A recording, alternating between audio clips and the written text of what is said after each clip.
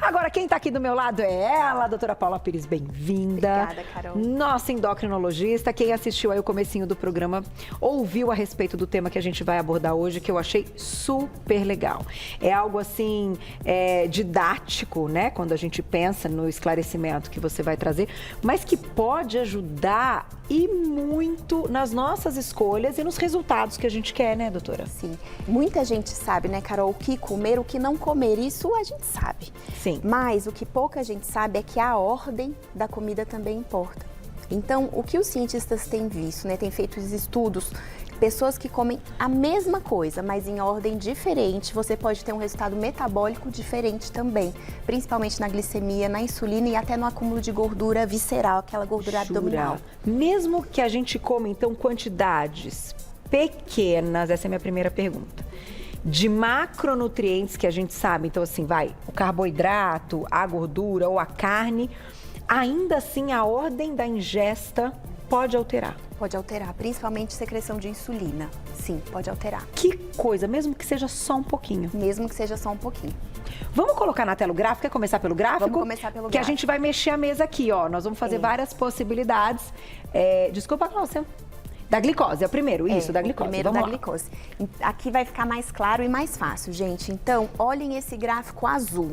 O gráfico azul representa o grupo que comeu primeiro o pão. Tá, Carol? Tá. Então, eles ingeriram o pão. Então, o grupo azul comeu o primeiro pão. 10 minutos depois, eles comeram uma carne com salada junto. Tá. O que aconteceu? Um pico de glicemia e depois uma queda acentuada. Né? Essa queda acentuada a gente chama de montanha-russa da glicemia. Tá. Isso dá fome, dá compulsão, pode dar problema de pele, como acne, pode estar sintomas de humor, então agressividade, irritabilidade ou até um pouco de desânimo, fraqueza. Tá. Quando você faz um pico de glicose e depois esse vale que a gente chama, né? Essa queda tão rápida, tá? O segundo grupo é o grupo vermelho. Tá. Olha que interessante. Então, foi a mesma comida, né? Exatamente a mesma coisa, mas a ordem mudou. Comeu primeiro a salada com a carne. Tá? E 10 minutos depois o pão, que é uma coisa não habitual, né? Sim. Normalmente o pão é primeiro ou junto. Por causa do couvert. Mas assim, foi esse plano. estudo. O que aconteceu? A curva vermelha, ó, ela já achatou. Não ficou tão flutuante, né? Ela achatou mais. E o terceiro grupo foi o contrário do primeiro. Então, foi primeiro a salada, 10 minutos depois a carne e o pão. Ou seja, o pão não ficou sozinho. Entendi. Nos outros dois, o pão ficou sozinho, tá? Ficou muito parecido com a segunda curva vermelha, tá? Mais um pouquinho ainda acima. Mas ela ainda é melhor quando a gente vai olhar a curva de insulina. A gente pode mostrar o outro gráfico? Vamos pro próximo. Olha lá. Olha que interessante, gente. O que é a insulina, né, gente? É um hormônio produzido pelo pâncreas em resposta ao açúcar. Toda vez que a gente come alguma coisa que tem carboidrato, a gente aumenta os níveis de açúcar, o pâncreas secreta a insulina para queimar esse açúcar. Certo. Tá? Olha o primeiro grupo, que foi o grupo que comeu o pão primeiro sozinho. Olha o pico de insulina. Por isso que a glicemia, o açúcar caiu muito depois, por conta desse pico de insulina. Olha o segundo grupo, que é o vermelho, aquele que a gente come primeiro a salada e a carne e depois o pão. Olha como já achata a curva de insulina, ela secreta menos insulina, mas nem tanto. Tá. A melhor curva é a verde. Por quê? Quando você come primeiro a salada e o pão com a proteína, ou seja, o carboidrato não vai sozinho, você não estimula tanto o seu pâncreas a secretar insulina. E aí a glicemia fica mais estável também, ela não faz esse pico e depois a queda. Mas agora eu tenho uma pergunta, já que a gente está falando de insulina, a insulina é um hormônio estocador. Isso. Então, além disso ser uma coisa ruim, aqui a pessoa está guardando gordura. Ela vai pegar esse açúcar, que era para estar sendo usado na energia, para a gente fazer as coisas, e vai estocar como forma de gordura. Muito mais rápido do que quando você tem as curvas todas achatadas. Então, assim, para o pessoal de casa entender melhor. Imagina, Carol, que o estômago é uma pia e o intestino é o encanamento da pia embaixo, tá? Imagina você comendo primeiro o pão ou um suco de laranja. Sabe assim, quando você vai na padaria, num restaurante, pede um suco de laranja e um couvert de entrada para começar. Sim. Aquilo chega na pia né? E vai rapidamente para o encanamento. E aí depois vai para a circulação sanguínea. Rapidamente aquilo é absorvido, desce. O carboidrato sozinho, ele desce muito rápido. E já vai para o sangue e faz esse pico de glicose, o pico de insulina, isso aí vira gordura. Agora imagina na pia, você coloca um saladão, um monte de brócolis, alface, tomate, e aquilo ali vai revestindo toda a pia e o encanamento. E aí depois de uns 10 minutos vem o suco de laranja, a bebida alcoólica, depois vem o pãozinho. E aquilo tudo revestido pelas fibras, né, pelos vegetais. Aquilo é absorvido muito mais lentamente, sem fazer pico. E aí é absorvido ao longo do tempo bem devagar. E aumenta a saciedade. Aumenta a saciedade, aumenta inclusive os hormônios de saciedade, diminui os hormônios da fome. Nesse estudo, nesse mesmo estudo que colocou o pão primeiro, o que os cientistas viram? Que 3 horas depois, quem comeu o pão primeiro fez um pico de grelina, que é o hormônio da fome. Ou seja, 3 horas depois, as pessoas sentiam mais fome do que quem fez na ordem contrária. Então, começar por qualquer fonte de carboidrato vai trazer um prejuízo. Vai trazer um prejuízo. E para o brasileiro, o que é difícil, eu acho, nosso café da manhã? Então, e tem um monte de gente que acorda, gente, o mamão é maravilhoso, mas a pessoa acorda e já come o mamão em jejum. De laranja ou um pãozinho francês. Aí foi o combo do carboidrato. Cereal, né? Até aqueles cereais açucarados. Mas, por exemplo, nos países mediterrâneos, isso é muito cultural, né? O que as pessoas comem lá de café da manhã? Tomate, azeitona, pepino, às vezes uma pasta, né? Até de algum peixe, pasta de atum. E aí você consegue naturalmente achatar esses níveis glicêmicos desde o café da manhã. Então o ideal é começar com saladas e legumes de baixo carboidrato. Exatamente. Fibras, né? A gente pensar em fibras. Fibras. Isso é muito difícil pro café da manhã, eu acho. Pensar nisso no café da manhã. Porque o pãozinho é o clássico, né? Eu vou deixar uma perguntinha do público, vou lá e já volto. E na volta você me conta também da questão dos adoçantes. No momento que a gente tira o açúcar, mas a gente coloca um adoçante, se a gente tem algum prejuízo nessas curvas. Perguntinha na tela, já lá. Gente, eu fico alucinada com essas pautas. Elaine, um beijo, obrigada. Gosto de doce antes do salgado. É inclusive uma forma de me abrir o apetite. Isso faz mal? Vamos entender que doce é esse, Elaine, daqui a pouquinho. Temos uma perguntinha aí na tela, vamos colocar de novo? Da Elaine. Ela diz que ela gosta de doce antes do salgado. É inclusive uma forma de abrir o apetite. E agora, doutora? A Elaine deve ser magra e não deve ter muito apetite, né? E aí ela aproveita, já come docinho. E tá tudo bem, não engorda. E abre o apetite mesmo, como eu falei, né? O carboidrato cai. Exatamente. Então isso acontece, mas não é bom, né, gente? Não é bom, porque não é bom. Em algum momento, né? Metabolicamente não é bom. Elaine, depois conta pra gente quantos anos você tem. Agora eu fiquei curiosa, Elaine. Doutora, mas me conta do adoçante também, antes da gente entrar numa outra questão que eu vou colocar aqui pra você. O adoçante também vai fazer, então assim, você vai acordar, aí você vai comer uma proteína, como é a sua sugestão, ou até um pouquinho dos legumes, né, que você comentou. Mas aí você fala, eu quero tomar meu café sem açúcar, mas com adoçante. E aí? Essa pergunta é complexa. É complexa? Ela é complexa, a ciência é uma pergunta de milhões. Porque assim, na teoria, é adoçante, não tem caloria, não tem açúcar, não faz pico de glicose, não faz pico de insulina. Tá tudo certo, né? Sim. Mas o que acontece? Os cientistas têm visto que é como se fosse uma alteração da sinalização bioquímica. Então, vem um gosto doce. O doce não vem, porque não vem nem a caloria. O cérebro entende que ele precisa buscar aquele doce, aquela caloria. Depois dá fome rebote, pode dar resistência à insulina, pode engordar e até predispor a diabetes. Olha que coisa complexa. Como é que um adoçante vai predispor a diabetes? Mas pode. Não é que não é para usar adoçante. Claro que para pacientes que precisam, é sim melhor que o açúcar. Mas o que não pode também é exagerar. Entendi. E tudo ter adoçante, só comer coisa diet light com adoçante. Entendi. É sempre o mínimo possível. E se puder, puro. É acostumando com o paladar mais amargo. Também não é liberado, sabe? E até chás, outros sucos que são adoçados com adoçante, tudo isso, entra na conta de tudo isso. Esses industrializados que às vezes a gente nem sabe, mas tem um monte de adoçante ali, né? Então tem que ter cuidado. Tá aí, gente, pergunta de milhões. Tá vendo, diretora? Eu fico feliz, porque eu ganho estrelinha quando eu faço pergunta de milhões. Mas agora eu vou colocar uma situação para a doutora que é o seguinte.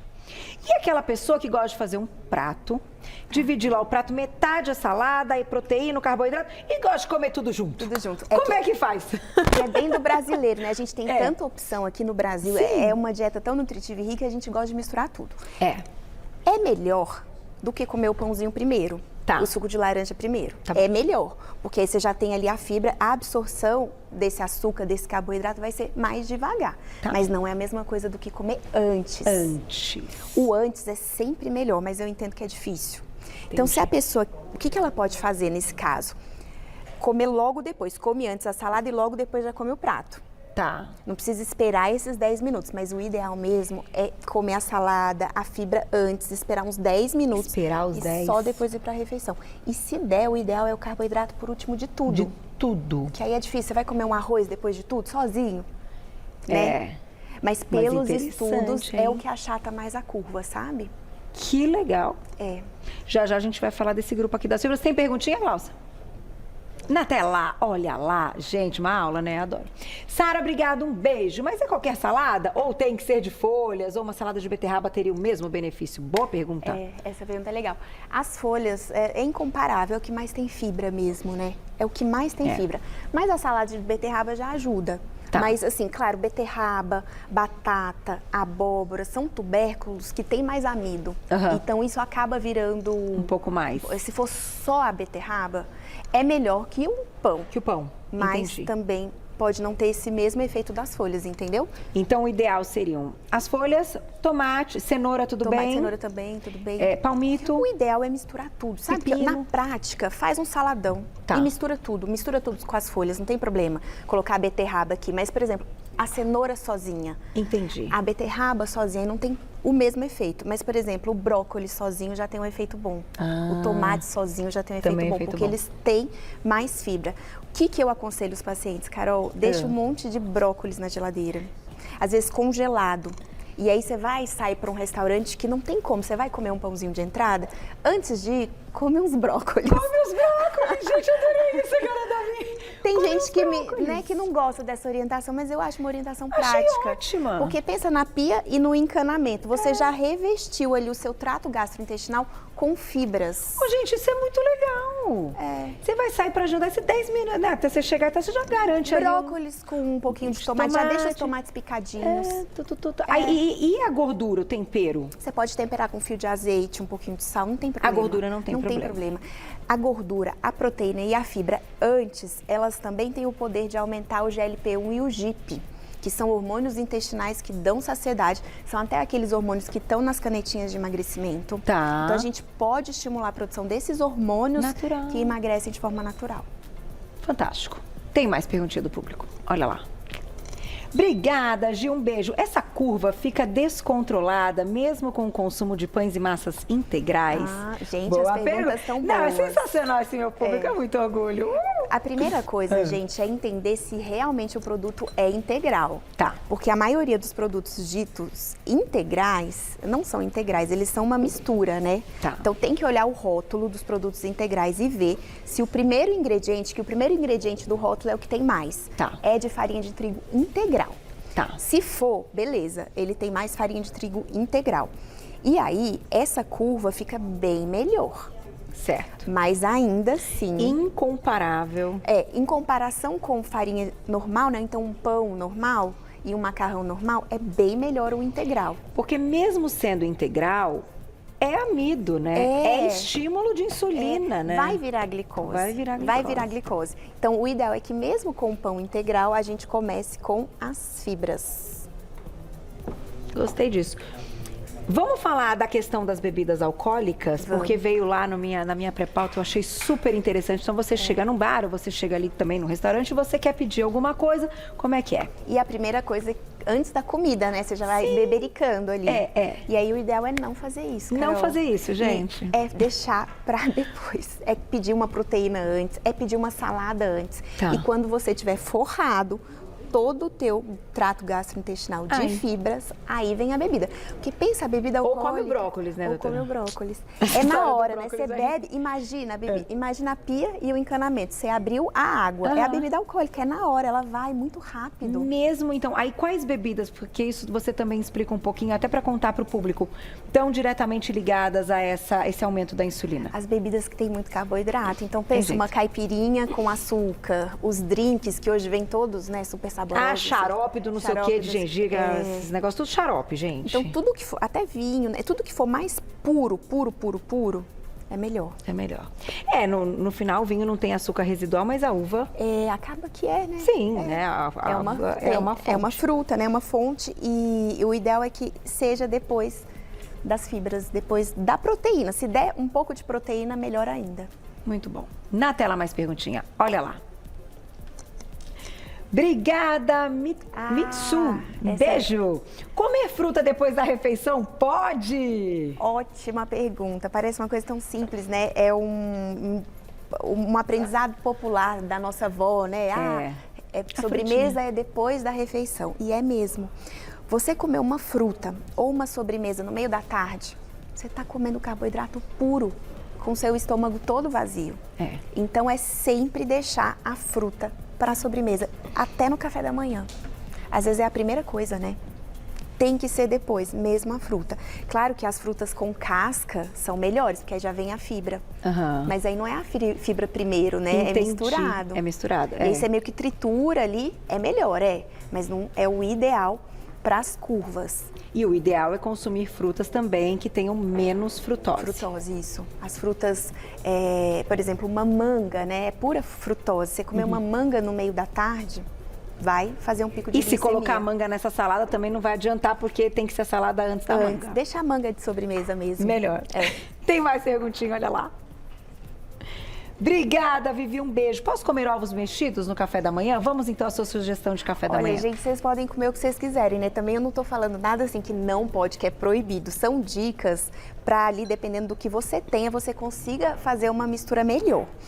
Ovos no café da manhã, sim, a curva glicêmica vai ser melhor, porque é proteína.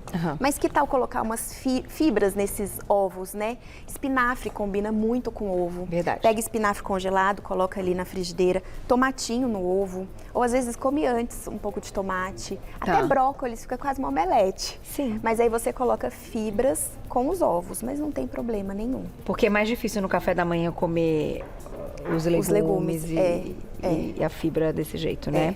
E queijo?